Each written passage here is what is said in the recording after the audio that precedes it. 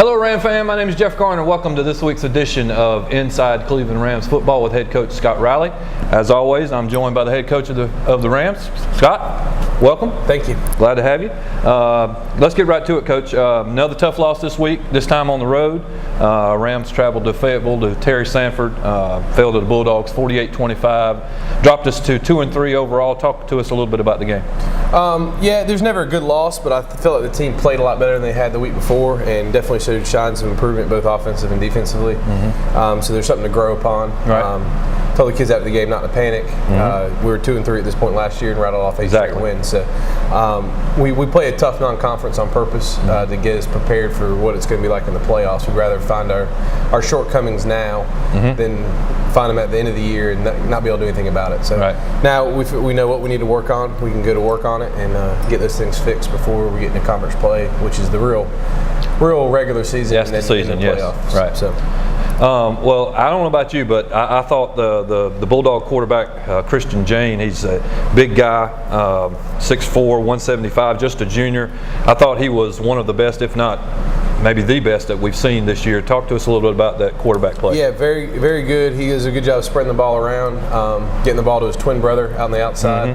The Jane to Jane connection. Yes, that was dangerous for him, and they used that to their advantage. But we threw a lot of different, we threw some different coverages at him than we showed on film, and it really slowed him down the first half. They started picking up on it a little bit in the second half, but he's a very good quarterback and has a lot of talent. Absolutely.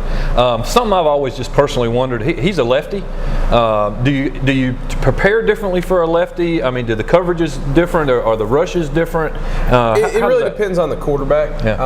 He's a pretty balanced quarterback, so he throws it just as much to the left as he does his right and can roll either way and make throws. So if you have a quarterback that is left-handed, can only roll to the left and throw the ball, then yeah, it changes how you approach it. But with a quarterback as talented as he is, you couldn't really take advantage of it because he does everything well both ways. Well, the game to me seemed to be one of two halves, Coach. The Rams actually came out firing on all cylinders. I thought that first half. They scored on their first drive with a big 32-yard touchdown from Norman to Scott. I thought they played heads up, inspired football. That first quarter, first half. Unfortunately, the second half was a bit of a different story. Outscored the Rams 35-12 in the second half. What were the differences in those two halves? I think in the first half, the defense really came to play. Played very well, did their assignments, tackled well, did all the things we want to see, and kept us in the game. I think in the first half also the offense missed some opportunities, left some points on the board that we could have gotten, and let a team. We kind of outplayed them in the first half, let them hang around, and the team as talented as they are in the second half took advantage of that. And they picked up on some of the things we were doing defensively and took advantage of them in the second half. But that was a major difference. I didn't see a real drop-off in effort. I absolutely didn't. It was more Terry Sanford catching up with what we were doing offensively and defensively. And they're a well-coached team, and they're very talented. And we'll probably, hopefully, see them late in the playoffs this year. I wouldn't be surprised if that definitely happens. Statistically, let's talk a little statistics. Again, the game actually was, like I said, pretty even. Bulldogs had 419 total yards, Rams 375. Rams actually had the edge in passing. That was 255 to 222. First downs even, 21. Rams had 21, Bulldogs 20. Some of the differences, the Dogs outgained the Rams on the ground, 197, 120. But where I really think I saw the difference was on third and fourth down. The Bulldogs converted 9 of 14 third downs. They were 1 for 1 on fourth. Compared to the Rams, they 5 for 13 on third and 0 for 2 on fourth. We definitely had some big plays, but I think we seemed to have trouble sustaining the drives and then getting the Dogs off the field when we needed to. Yeah, absolutely. They did a great job in their man coverage and made it difficult for us on third down with the pressure they were bringing. Conversely, we just didn't get out the field when we needed to on the other side of the ball. And that fourth down, on the goal line, we hit them behind the field and got pushed forward for a first down. That was a big, could have been a 12-point swing in the game. Absolutely. So those little things, and that's what we've been talking about with the players this year. Is just this week is just the consistency. Consistency, right? We're there. We just have to do it every play, and third down, fourth down included. Turnovers pretty even. We were 4-3, but you throw out that long Hail Mary in the first half, and we're even. How do you think turnovers affected the game this week? I think it had, the turnovers are what you do with it and where they are on the field. A turnover in the middle of the field doesn't have the same effect as a turnover on either end, going in for a score, or conversely, if you turn it over and they're about to score, they might have a much bigger effect. So I think where the turnovers occurred benefit them a little bit more than they did us. But we just got to have you create 3 turnovers, we should win the turnover margin. Right. So we got to protect the ball a little bit better. Well, offensively, I thought the combination of Dew and James out of the backfield did a nice job. They accounted for over 100 yards rushing. So nice job, on the ground, I thought, for us. Yeah, I think it's an area we still need to grow a great deal. A big part of the consistency on offense is being able to run the football. Throwing the ball is nice, it's sexy, everyone likes it, but if you want to consistently move the chains and have long, sustained drives and keep our defense off the field, we're going to run the ball a little bit better than we have. Well, the run sets up the pass too. Absolutely. If you can get them inside on that, looking for that rush and then hit the ball, that definitely they combine with each other. They benefit each other. Well, Rams wide receiver Jacob Scott continues his impressive season for us. Obviously, 6 catches, 150 yards, 3 touchdowns. He's actually proven almost to be uncoverable by the opposition. What do you think? Yeah, he's done a great job for us, and getting behind in these games, having to throw the ball as much as we've had, has definitely benefited his statistics. But he's a great player, and he's tough to cover and creates matchups for the other team to have to worry about. Well, one thing I noticed this week too, Coach, was used a lot of the shovel pass, or Caps called a lot of the shovel pass. Was that something that, and it was very successful for us, I thought. Was that something that you had a plan going in for? Is that something they showed you on film? That's something we worked on all week. Just another way to run the football with a little less risk of a turnover and those kind of things. But just giving them a different look than what they're used to helped in the running game. Well, defensively, there was certainly some outstanding play as well. Tevin Sanders had close to double-digit tackles and a sack. Noah Barnes had several tackles and 2 big sacks. Talk about our defense a little bit like that. Yeah, it's the first week we've really been able to create pressure on the quarterback. The coverage helped in that, but Tevin had a big game. He tackled a lot. I think he had 14 tackles when we went back and counted. In the sack, so he was a big contributor to us. And I thought the defense even though we gave up 48 points in the end, a lot of those came off of turnovers and short fields and things like that. So I thought it was the defense's best performance of the year, even taking into account the shutout they had earlier in the year. I thought they played a better game than they did that. I would agree. Well, as we do each week, Coach, I've queued up some of the plays, and actually some we've already talked about it here a little bit. But let me pull those up and step us through them a little bit. The first play I got here, Coach, is that first drive for the Rams. Second short for the Rams. Norman hooks up with Jake Scott for the first of Scott's 3 touchdowns. Yeah, we were surprised that they came out and just played man coverage on Jacob there, so we were going to take our chance. Second and short, it's a good opportunity to take a chance, because if you still have a third and short, very convertible down for us. So we took a shot over the top, and ball hung a little bit inside, and I think Jacob took it right off the corner's face mask and bounced off him. So fortunate bounce and a great heads-up play by Jacob Scott. Absolutely. Next, Coach, we head over to the defensive side of the ball, and this is 2nd and 8 for the Bulldogs on their own 39. And senior number 45, Noah Barnes, breaks through for the sack. Yeah, they're running a screen out there, so they're not trying to block him on the play. Just a quick punch and run out to their blocks. But Tevin and I think it's Jalen Vizen drop underneath the screen receiver, the other Jane. And so he makes him hold the ball, and that gets us a sack. Absolutely. So, Noah does a great job of continuing on his pressure right there, but coverage definitely contributed to it. Well, on this very next play, Coach, Jane drops back to pass his 3rd and long. Barnes finishes the play with his 2nd consecutive sack. Yeah, we do a good job of creating pressure here coming off the edge. Tevin makes him step up, misses the tackle, but Noah cleans it up for us. And a great job of a team pass rush there that really gets the job done. That's how we practice it. And both sides, there's nowhere to go, so and a lot of pursuit there with the rest of the guys. Special teams play. Block PAT here from senior TJ Nauman. Yeah, does a great job of knifing through there, getting his hands up. I think it's his 3rd block kick on the season, so he's proven to be pretty talented at that. We've gotten 4, I think, on the year, so it's a group that's done a good job. And it can really set you up well. We had the opportunity to take the lead right before halftime with our extra point, and unfortunately we pushed it to the right. But those plays can really make a difference. This next play is a nice run in the second quarter, senior running back Joseph James. Yeah, he does a great job. O-line does a good job of getting on their blocks, staying on their blocks, and Joseph finds his way through there. Has a great cutback, and that's one thing that he does a good thing of, is has good field vision and finds the holes when they're there. Back on defense again, Coach. This play is Terry Sanford again, rushes from the outside, lays a big hit on James, forces a fumble, and number 40, Jonathan Kistner, recovers. Yep, we were in cover 2 there, so he went to hit, throw the out and saw the corner, made him pause for a second, and that's all the time we needed for Tevin to get there coming off the edge, off the blind side. So there's one of those opportunities where you usually coming from that side, that wouldn't be the blind side, but left-handed quarterback it is. So didn't see him coming and creating the turnover for us. Beautiful play. I love this next one, Coach. You bring back on offense. You bring Barnes, number 80, in motion. Norman back to pass. You get a little rub on the outside from wide receiver Scott Mason, and it's a big gain for the Rams.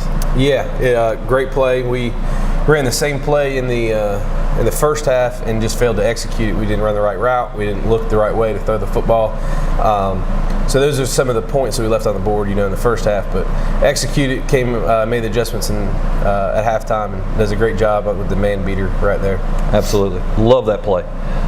Later on that same drive, Coach, a couple plays later, actually, great pass, great route, resulting in a 15-yard touchdown from Norman to Barnes. Yeah, very similar route concept there.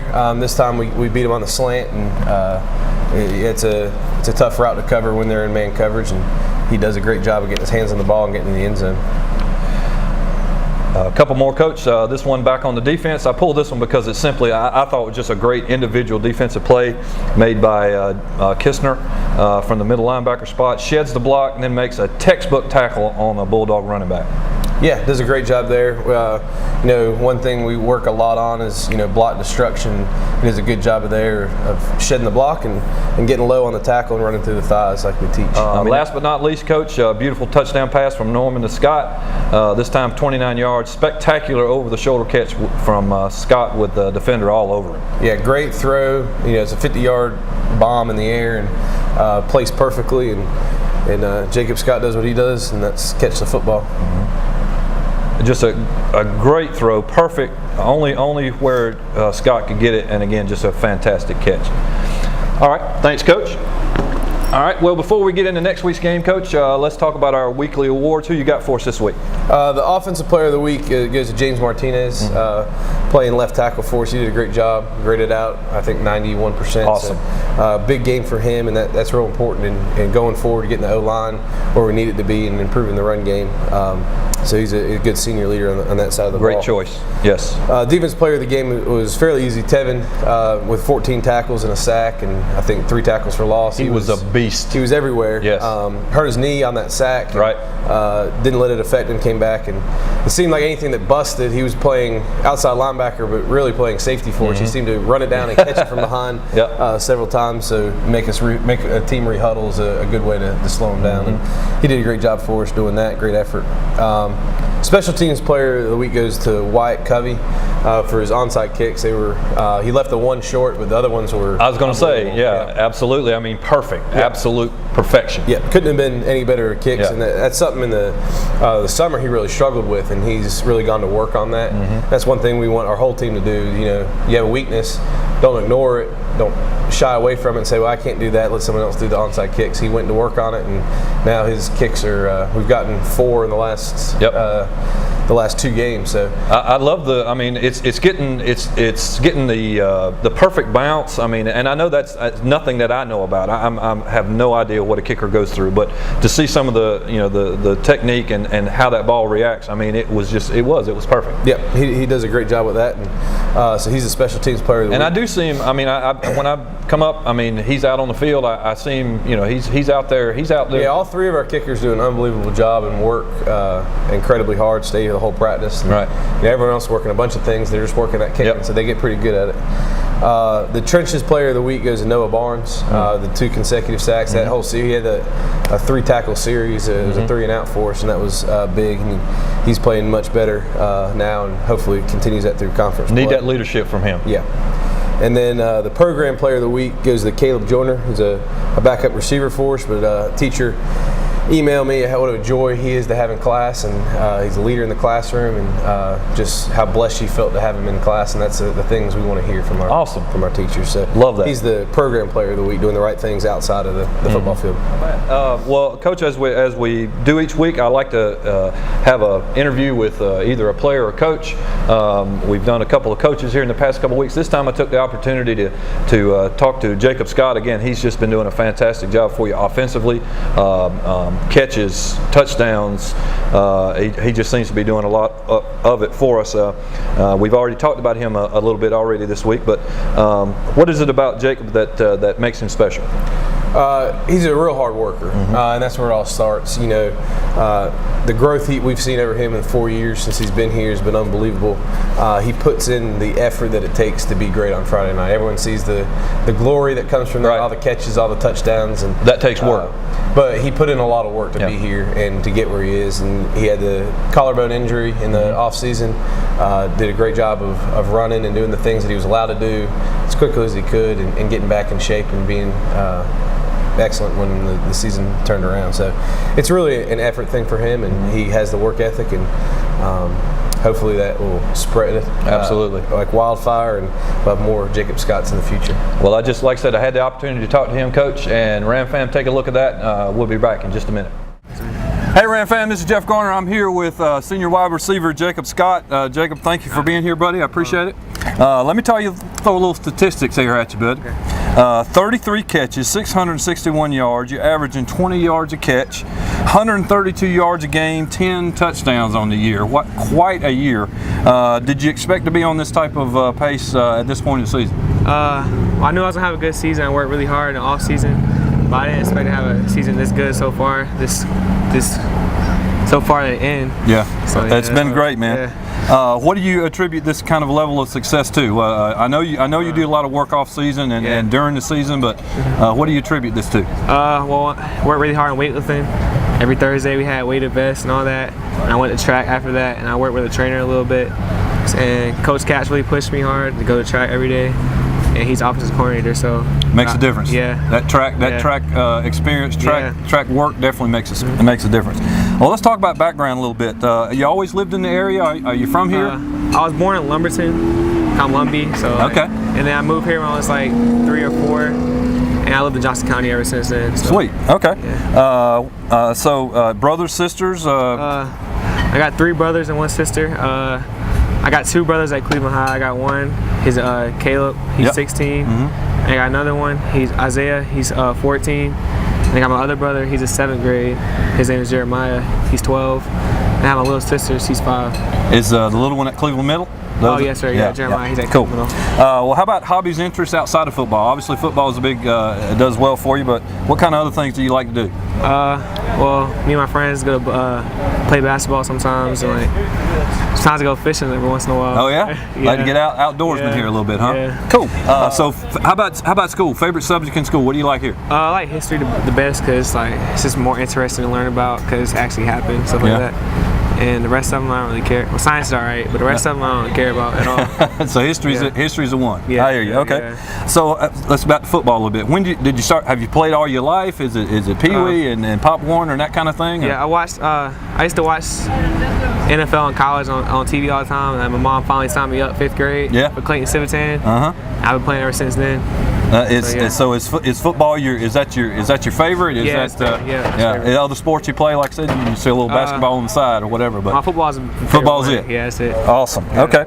How about receiver? I always played receiver. Has that been the choice? At first, I was a little bit chunky, so I played defensive end. And then I played defense all the way until 8th grade. That's when I started playing receiver. Okay.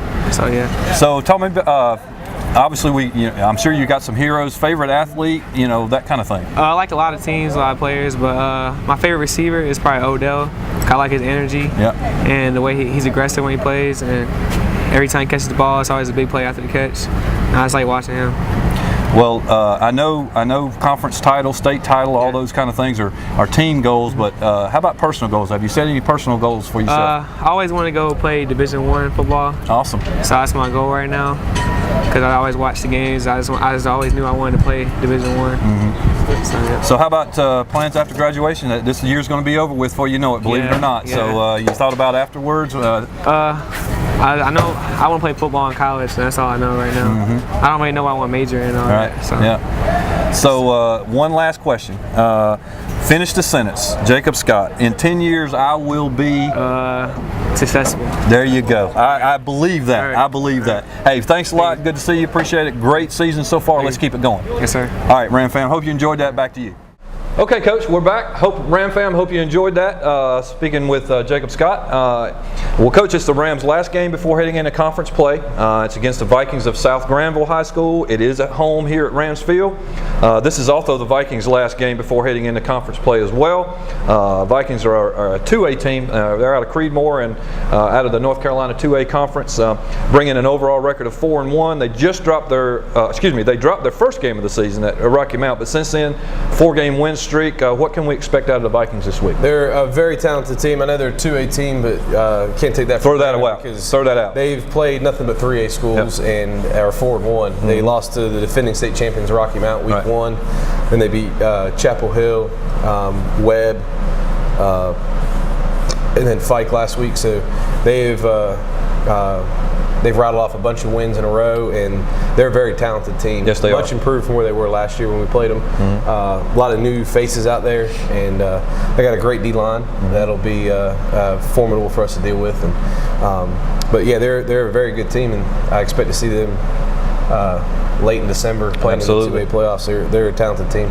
We'll throw out that first game, like I said, against Rocky Mountain, Coach, and Vikings have outscored their opponents 176-35. They're averaging 44 points a game on offense, giving up only 10 points on defense. So those stats tell me that they're strong on both sides of the ball. Yeah, they are. They have a great front with their D-line, and then offensively, their scheme gives a lot of people fits. They have some talented players, but they're running that kind of Georgia Tech style offense. So you can watch it Thursday night against Clemson, and then see it again Friday night out here at Rams Field. But they do a good job with that, and keeps their defense off the field, running the ball, and you have to be disciplined to play that kind of scheme.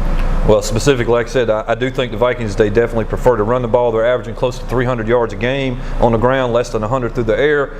Their quarterback, junior number 2, Tucker Brown, he leads the team in rushing, but they have a number of running backs, including junior number 32, Chris Towler, that rush the ball well for the Vikings. So, like I said, they seem to spread it around on offense. Yeah, they're in that double wing set. They're going to run triple option, and the quarterback does a great job running the football, as you said, and the fullback can tote it, and they have 2 wings that can get it. So they have spread the ball around. That's how that's designed. So if you take away the dive, quarterback and the pitch guy are going to have big days. You take away the pitch, and the other 2 will have big days. So it forces everybody to tackle their assignment and do their job if we want to have a chance. Well, you mentioned D-line again. How about defense? Like I said, I think that D-line is strong for them. But like I said, I think that offense does such a great job. I mean, the defense comes on fresh. I think that's a big part of their play. Okay, Ram fan, well, there you have it. Should be another very exciting game this week. As we said, Coach, the game is at home Friday night. Always good to be at home, right, Coach? Absolutely. Yeah, we definitely like being here. And actually, it's the first of 2 consecutive home games for us, so we're looking forward to that. Friday night, September 23rd at Rams Field, kickoff 7:30, right? Yes, sir. 7:30. How important is it in this game, Coach, heading into conference play next week? How important is this one? It's a big one. It's probably no more important than any other of the non-conference games, but it would get us even, 3-3, and head in the right direction in the bye week, so we can draw off something positive. But the thing we're worried about is just improvement each play, each practice, and if we do that, the results will take care of themselves as the season goes on.